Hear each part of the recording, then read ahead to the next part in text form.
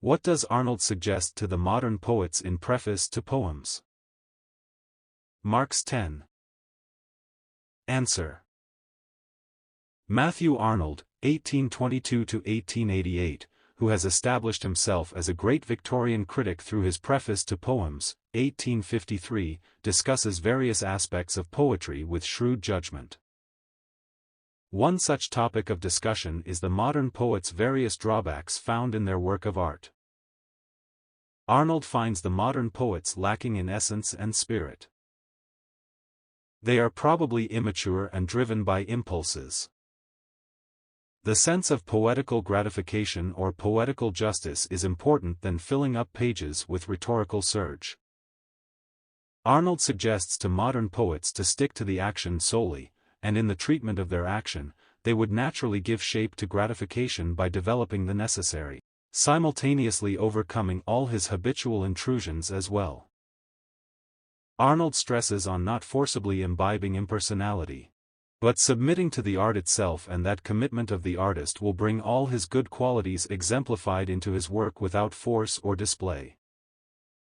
Arnold brushes off the modern concept and says that the modern critic allows a false practice, and as critics are put on high pedestals that set standards for art, they are creating a bad standard. Therefore, the art of the modern critic being corrupt, it also rejoices in promoting false aims. Arnold cites a statement to bolster his logic: a true allegory of the state of one's own mind in a representative history is perhaps the highest thing that one can attempt in the way of poetry. Following this, a poet is led to think that an allegory of the condition of one's own mind would be the highest problem of an art because art imitates action. However, this suggestion cannot mold any permanent work of art. Speaking of Goethe's tragic play Faust, Arnold says that though it is based on such principles having passages of great beauty and it has very graceful descriptions relating to Margaret, this play might be termed defective as a poetical masterpiece. Goethe, no doubt, is the most accomplished of all modern poets, but perhaps he knew where he went wrong. This is well confessed in his statement that it is something incommensurable. Thus, Arnold believes that the modern age is under vague perceptions of things, and therefore, remains under confusion. It is because there are multitudes of advice which baffle the human mind, and thousands of produced works divert the attention of a fresh writer whose impressionable mind is engrossed in the works near them.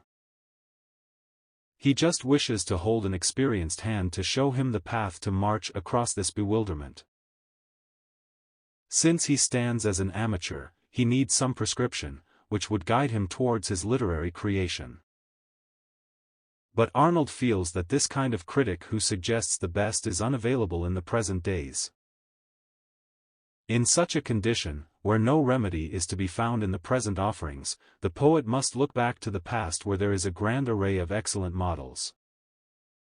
Even if he is unable to produce a work of art as grand as theirs, at least, he may gather some beams of their illuminating radiance, and carve his own work by their grace. Arnold here gives example of Shakespeare, who heavily drew from the past. But Shakespeare was not a blind imitator. He incorporated the technique of the antique masters into his own originality, which makes his plays masterpiece of art. Finished. Please share this channel to help any student pursue a degree in English literature. Please do not forget to like, share and comment.